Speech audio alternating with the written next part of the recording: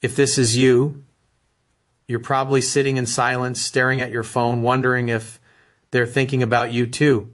You've replayed that last conversation 100 times. Every word, every pause, every look they gave you before they walked away.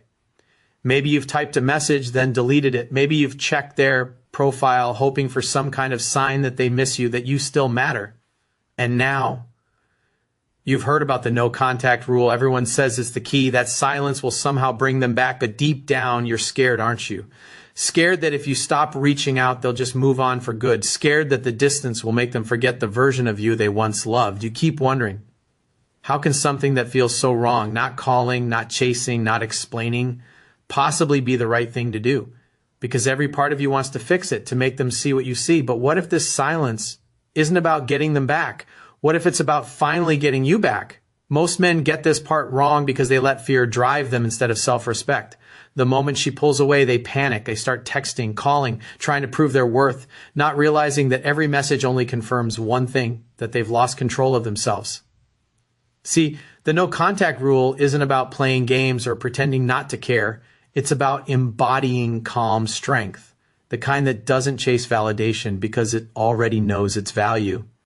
A man grounded in his masculine core understands this. Attraction isn't sustained by words, it's sustained by energy.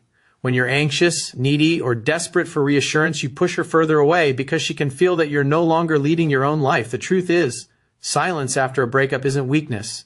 It's leadership. It's the discipline to sit with your emotions without trying to escape them. Most men think no contact is about getting her back. But the real principle behind it is reclaiming the one thing you lost in the relationship, your center. And once you return to that place, everything about you starts to change. The way you walk, the way you speak, the way you're seen. You stop reacting and start commanding. He sits alone in his car, the engine off, rain tapping softly against the windshield. Her perfume still lingers faintly on the seat beside him. That familiar trace that used to make him feel at home, now just a quiet ache. His phone lights up with nothing. Not a text, not even a missed call, just silence. He scrolls through old messages, reading words that once felt alive. I miss you. You make me feel safe. Now they sound like echoes from another lifetime. His thumb hovers over her name, the temptation burning. Just one message, just to check in, but then his chest tightens. He knows what comes after that, the waiting, the overthinking, the feeling of being invisible again. So he locks the screen and exhales. For the first time in days, he doesn't chase the noise. He just listens to the rain, to the hum of the world moving on, to the stillness inside him that he's been running from. Somewhere between the ache and the silence, a thought begins to form. Quiet, steady, almost like truth. Maybe I'm not losing her. Maybe I'm just finding me again. Most men believe that silence will make her forget them, that if they don't reach out, she'll move on and never look back. But here's the truth. She doesn't forget you because you stopped talking. She forgets you when you stop being the man she was drawn to, calm, centered, grounded in purpose. No contact isn't what makes her lose interest. It's what gives you the space to become interesting again. Another lie men tell themselves is that reaching out shows love and strength. It doesn't. It shows fear, fear of being alone, fear of being unseen, fear that your worth depends on her response. Real strength isn't chasing connection. It's holding your center when everything in you wants to reach for comfort. She didn't ghost you. You disappeared from yourself. She doesn't need to remember you. She needs to feel you've changed. The 3L man moves differently because he isn't ruled by fear. When a woman pulls away, he doesn't chase, not because he doesn't care, but because he understands something most men never learn.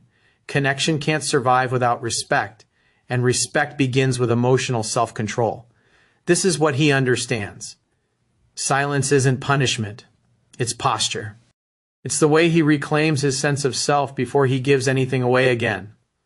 While others spiral into anxiety, he turns inward, sharpening his focus, rebuilding his peace, reminding himself that his value doesn't depend on who stays or who leaves. This is how he leads, with presence, not pressure.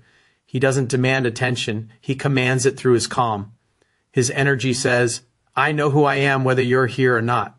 And that quiet certainty, that grounded, unshakable confidence is what draws people back to him without him having to lift a finger. He knows that the point of no contact isn't to win her over. It's to return to himself so fully that if she ever looks back, she sees the man she always hoped he would become. He wakes up one morning and realizes the silence doesn't hurt the same way it used to. The ache is still there, faint like a shadow, but it no longer owns him. The first thing he reaches for isn't his phone anymore. It's the air, the stillness, the calm he fought so hard to find. He steps outside, and the world feels different, or maybe he does. The same streets, the same noise, the same life that once felt hollow now seem alive again. He can feel his chest rise without that familiar weight. For the first time in weeks, he isn't waiting for her message to feel seen.